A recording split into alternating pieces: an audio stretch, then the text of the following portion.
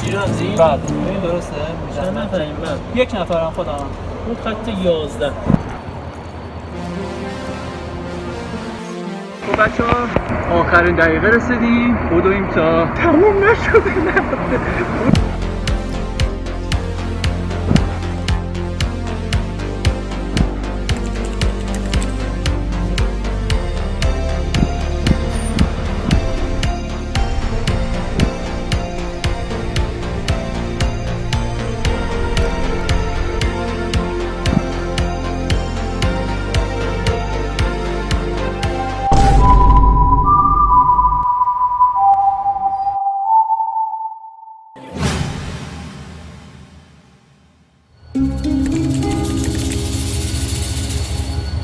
خب بچه ها رسیدیم ساعت 12. خب بچه ها یه چیزی که هست، من فکر نمی کردم که قطار تهران شیراز 15 ساعت باشه. من فکر می کردم 4 ساعت باشه، چون تا حالا با قطار نیومدم، اصلا کلا تا حالا نیومدم شیراز. از اون کسی که مثلا پذیرایی میکرد مثلا برای صبحانه و نهار پرسیدم که مثلا کی میرسیم، مثلا ساعت 12 میرسیم. گفت آره. گفتم مثلا شب و اینا. گفت 12 شب، 12 ظهر میرسیم. بعد اونجا بود که من افسرده شدم دیگه. 15 فاکینگ ساعت هیچی دیگه منتظر موندم و اومدم شیراز. خیلی هم خسته، درست هم نتونستم بخوابم. تو فیلم‌ها دیدید هی بیدار می‌شدم، هی ساعت نگاه می‌کردم چون خیلی تکون می‌خورد. سفرهایی که مثلا با ماشین و با قطار یا با اتوبوس باشه نمیتونم درست بخوابم چون تکون می‌خوره و منو بیدار می‌کنه. خب و بریم ببینیم که چیه داستان دیگه. ببینیم 15 ساعت سفر ارزشش داشت شیراز. اولین بار دارم. برو بریم.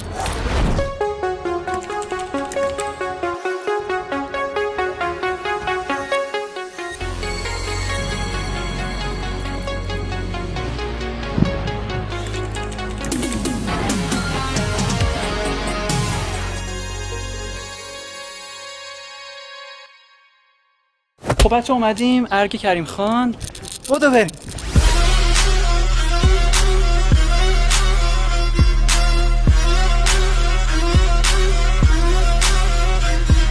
سیبیلایی دارم ولی ها.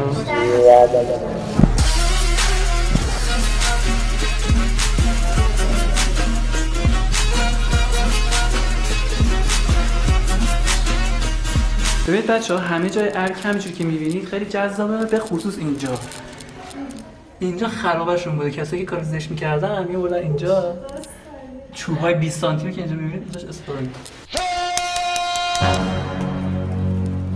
بچه‌ها این من یه طرحی رو اینجا دیدم، مثل اینکه انسان‌های نخستین اینجا یه علامتی رو به ما نشون میدادن، به این سمت اشاره کردن. اوه فهمیدم، حمام ارگ.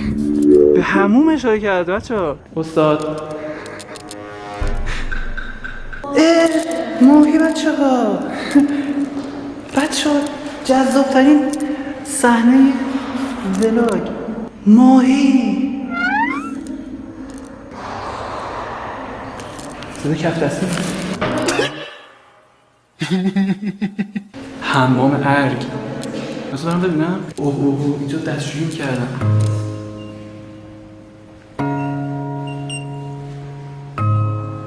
و این دوستانی که میان تا هر جایی خاطره یادگاری می‌نویسن. یکیشون رو نگاه کنم ببینم میتونم تشخیص بدم. مثلا مسعود دکی، نه من محمود دک. آقای محمود دک، هر جا هستی اگه ویدیو رو می‌بینی ما اومدیم و به یادت بودیم.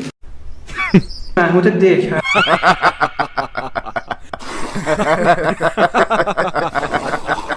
سلام فرمانده.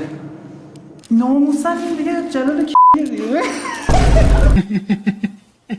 نکنید بچه ها، از این کار رو نکنید، ننویسید.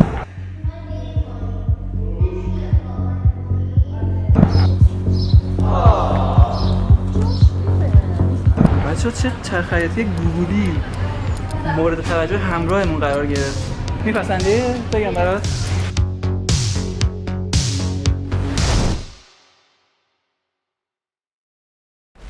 به باغ ارم و به سر به نازش، به مردمونه در به خونه بازش، سپس که مهربونن توی دنیا، نمونن مردم مهمون نوازش. خوشا شیراز و بسته بی مثالش، خداوندا نگهدار از زوالش.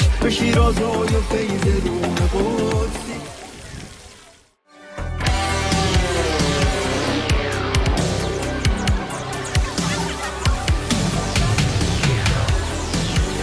ما اومدیم باغ ارم، پارک ارم، باغ ارم و جفتشو میگن دیگه. فقط من بس سریع تصاویر رو بگیرم چون نور داره تموم میشه، تقریبا دیگه نور رو داریم از دست میدیم و از اون موقع که من اومدم اینجا همه کسایی که اینجا هستن به من میگن بیا از من عکس بگیر. بعد چون دوربینم مثلا DSLR دستمه میگن بیا عکس بگیر فلان کن و من بعد براشون بفرستم و برای چند تاشون گرفتم، ولی خب برای همشون نمیشه این کارو انجام بدی دیگه.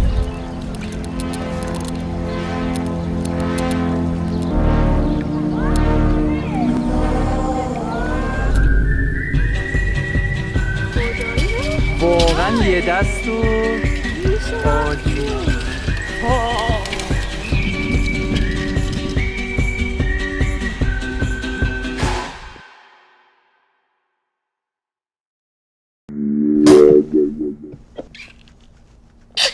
باغ ارم رو بچه‌ها فراموش نکنید، مثل لامپ اضافه خاموشه. چطوری کوچولو؟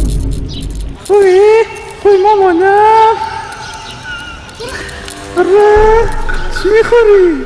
ببین بچه در مورد ورودی‌های من اینجا بخوام توضیح بدم، مثلا ورودی‌های زیادی نداره از ایرانی‌ها. خب مثلا من ورودی ارگو 5000 تومان بابت 2 نفر 10000 تومان شد. برای ورودی باغ ارم هم یه چیزی حدود 10000 تومان نفری. خوبه و ارزششو داره که حتی مثلا یه بار تست بکنید و نگاه بکنید. و کلی جای دیگه مونده از همین باغ ارم که اگه نور اجازه بده میریم همه‌شو ضبط می‌کنیم و دیگه ببینیم چی در میاد. برو بریم.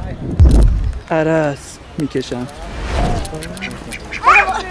دماغ جو میگیره دوباره یه چه خوشمزه میخوایی بهش بگیره جلو نبرد ماهیا جمع شدن. اینجا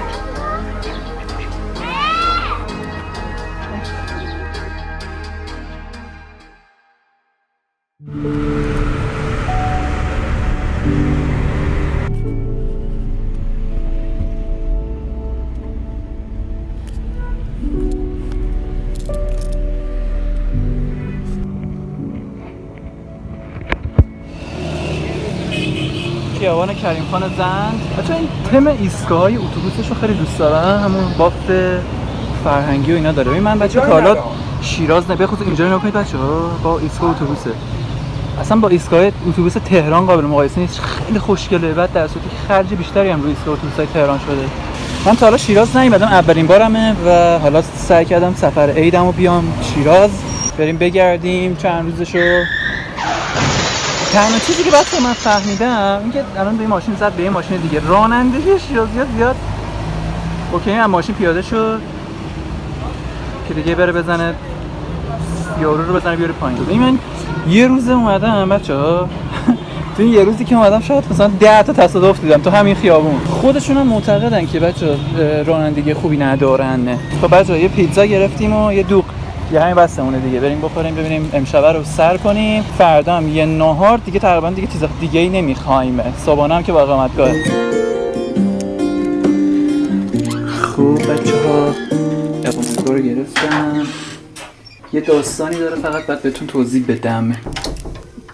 هنوز وسیله‌ام از تو کیف خارج نکردم و کفش و چند تا دمپایی. بچه‌ها این که اتاق چرا چند تخته است، 4 تخته است، بعد بهتون توضیح بدم داستان چیه. لباسمو گذاشتم اینجا و ببینیم دیگه چی داره. ببین اولا که بچه‌ها خیلی فضا سنتی و در واقع خیلی اوکیه دیگه. نگاه کنید از سقفش بخوایم ببینیم دیگه خیلی خوب جای اوکی. حالا من بیرونش الان شبه نمیتونم درست دیده نمیشه، روز براتون فیلم میگیرم که ببینید. ببینیم همون دستشویش اینا بچه‌ها. یه یخچال کوچولو هم اینجا داریم، یه سطل آشغال یخچالش باز کنیم. خب هیچی نداریم، آب داریم و خب اینو بیایم بذاریم اینجا، سسمون هم بذاریم این بغل، دست شما درد نکنه. این از این همونش رو ببینیم، من دمپایی کن کنم. خب جوب لباسیش دستشویی ایرانی نداره بچه ها. خب بعدش اینه با دستشویی فرنگی استفاده بکنیم. شلنگ و دستیراش چه باله، بذار اینم ماییم. های دستگیر اینم همونشه با رنگ طلایی، بسیار عالی. دیگه چیز دیگه ای نداره دیگه بچه ها. اینجا تهویه هوا فقط خود نور اینجا بچه ها کمه. ببینم میتونم نورشو بیشتر بکنم. کم که نه که اونقدر کم باشه، ولی خب به هر حال یکاش بیشتر باشه. بچه‌ها اینم از اتاق. حالا در مورد اینکه چرا 4 تا تخته که سوتی دادم بعد راجبش باهاتون صحبت بکنم. بچه‌ها قضیه من همین شد. حالا من چون تو مسیر یه ذره تکون خورد، یه ذره دیگه رفت تو هم دیگه، بعد دیگه چیز دیگه ای نیست دیگه، همیناست. بچه‌ها دوستم امروز این هدیه رو بهم داد و خیلی خاصه. بعد تازه بارکدش قراره که بارکدش رو بزنم ببینم چه موسیقی هستش. احتمالاً موسیقی باشه چون هندل موسیقی هستش اینجا و عکس پروفایلمو برام قاب کرده. خوشا شیراز و وصف بی‌مثالش. و واقعا من این سفر هرگز یادم نخواهد رفت، هرگز، حتی اگه بهترین جای دنیا برم و هر کاری بکنم. حالا بیایم غذا رو بخوریم تا ببینید چی داستان.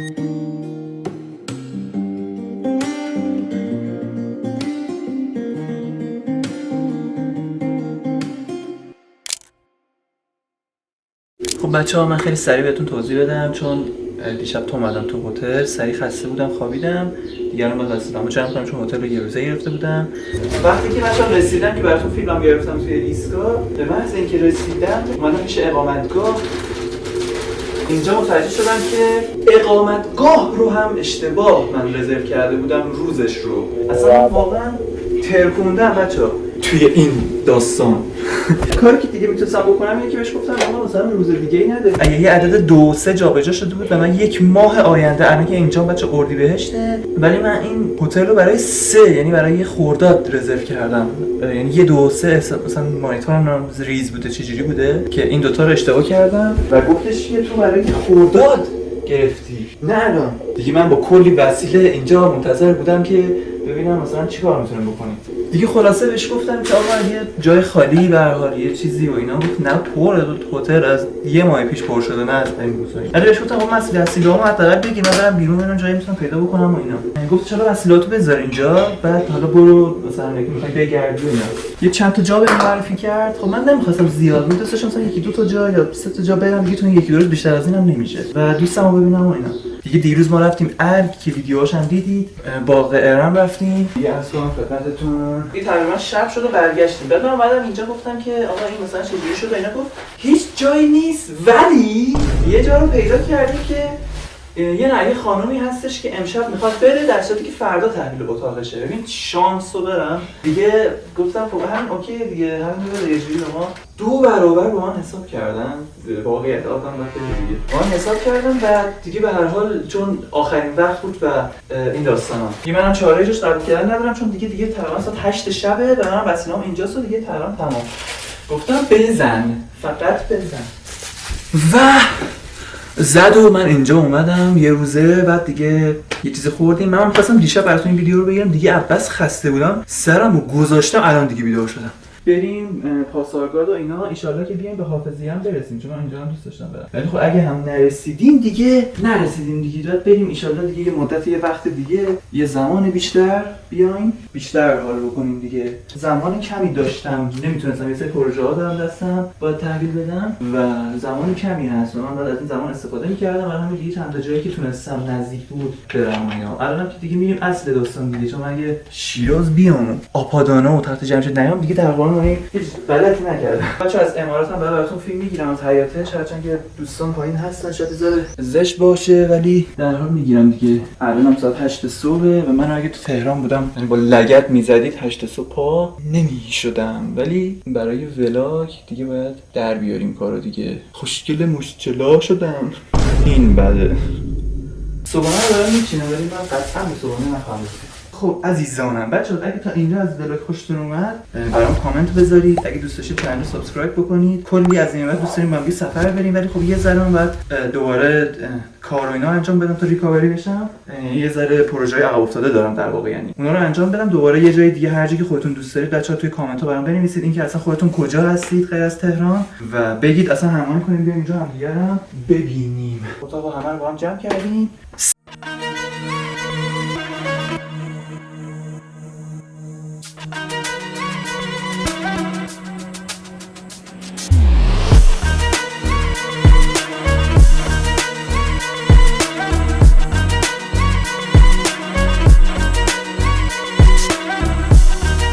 اینم از امارات قبل الملک. خب دیگه ما بریم. بنده خداش اصرار میگه بیا صبحانه بخور حداقل نه فلان کن. بابا بریم تصاویر رو بگیریم. اینجا خب نزدیک ماشین. او چه پرشی زد. Billboard, baby, do it, nigga, make them dance when it come on. Everybody looking for a dance floor to run. Let's go. Left foot, right foot, levitate. خب بچه‌ها ما اومدیم تخت جمشید رو ببینیم. اگه بتونیم آپادانا اینا هم می‌بینیم ولی نمیدونم قولشو نمیدم چون یه ذره من تایمم امروز محدوده. مثلا فارسی‌هاشو متوجه نشدم ولی چینیه رو متوجه شدم.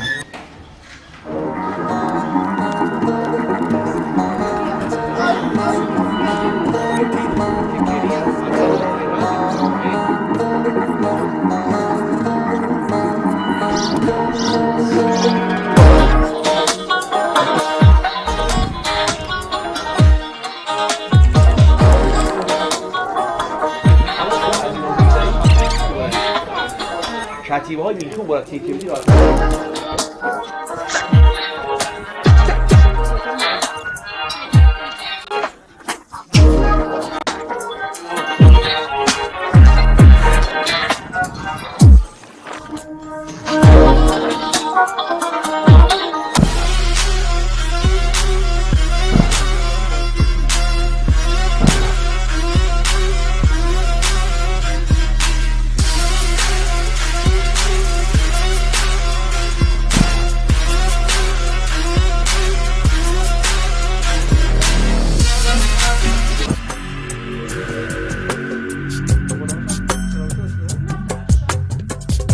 یه دیواری بچه‌ها اینجا کشیدن جلوتر یه چند سانت اومدن جلوتر اون دیوار اصلیه خراب نشه. اینجا نقشه ایران زمان هخامنشیان بچه.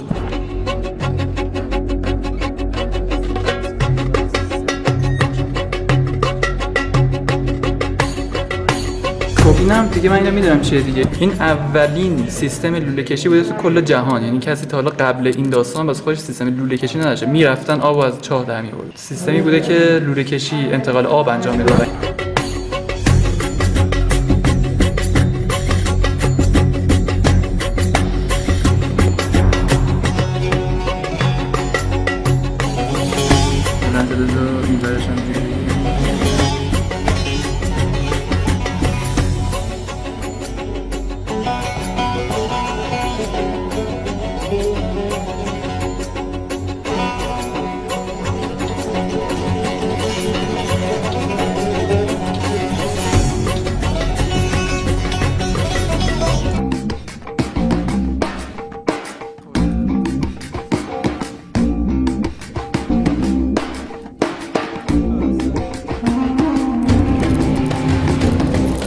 اینم به عنوان آخرین قسمتی که اومدم بهم گفتن دیگه حافظیه نری دیگه هیچ جا نرفتی. بچه‌ها اینم ورودی حافظیه است. پای سرم 2 ساعت و نیمه دیگه بعد برم به قطار برسم واسه برگشتن دیگه. فکر می‌کنم دیگه اینجا آخرین جایی باشه که میام.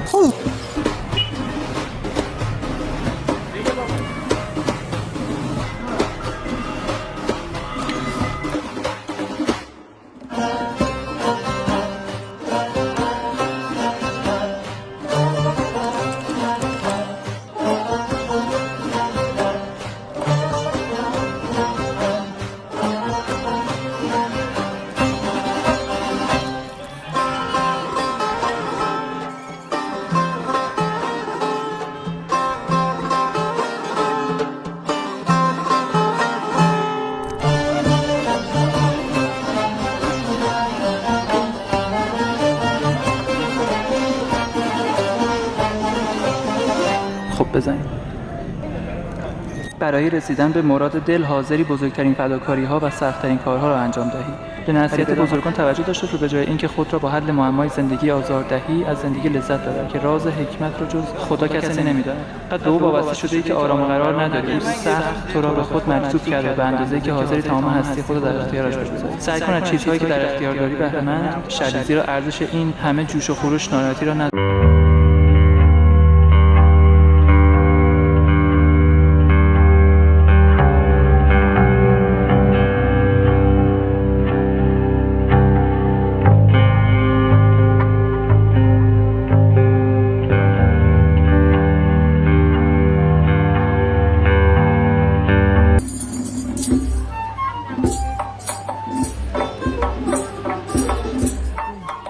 چون من کلی وسیله و اینا، چون اینجا قراره برم سر قطارشم اومدم اصلا نفسم بریده دیگه.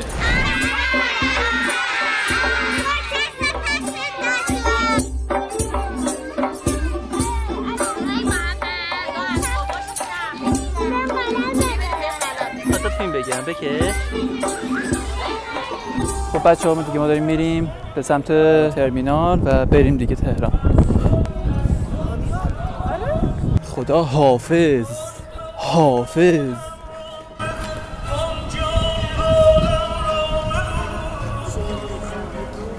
چهار دیگه واقعا دیگه باید برم چون ساعت 5:05 بعد اونجا باشم. خدا حافظ.